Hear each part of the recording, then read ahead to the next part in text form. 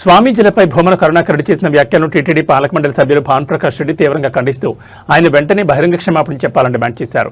2 సార్లు టీటీడీ చైర్మన్గా పనిచేసిన భూమనకు హిందూ సంప్రదాయాలు స్వామీజీలపై ద్వేషం ఉందనడానికి ఈ వ్యాఖ్యలు నిదర్శనమని ఆయన మండిపడ్డారు.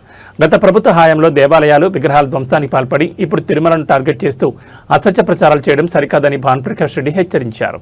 ప్రపంచంలోనే అతిపెద్ద హిందూ ధార్మిక క్షేత్రమైనటువంటి తిరుమల తిరుపతి దేవస్థానాల ధర్మకర్తల మండలి అధ్యక్షులుగా పనిచేసినటువంటి భూమన కరుణాకర్ రెడ్డి గారు నిన్న మఠాధిపతుల పట్ల స్వామీజీల పట్ల మాట తీరు చాలా బాధాకరం. వెంటనే ఆ మాటలను వెనక్కి తీసుకొని హిందువులకి స్వామీజీలకి బహిరంగ క్షమాపణ చెప్పాలని చెప్పి నేను డిమాండ్ చేస్తున్నాను.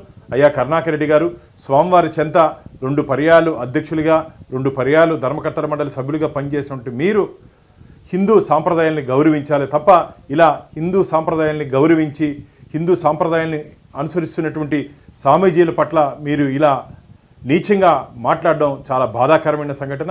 దీన్ని బట్టి మీ మనసులో హిందువులపై స్వామీజీలపై ఏ విధంగా ద్వేషం ఉందో అర్థమవుతోంది. కాబట్టి గతంలో గోశాల నుంచి గోవిందుడి వరకు నిత్యం అబద్ధపు ప్రచారాలు చేస్తున్నారని చెప్పి స్వామీజీలు అలా మాట్లాడద్దండి అని చెప్పి మీ దగ్గరికి వచ్చే ప్రయత్నం చేస్తే మీరు ఇలా వారి మీద దాడి చేసే విధంగా వారిని భయభ్రాంతులకు గురి చేసే విధంగా మీరు మాట్లాడడం ఇది మంచిది కాదు.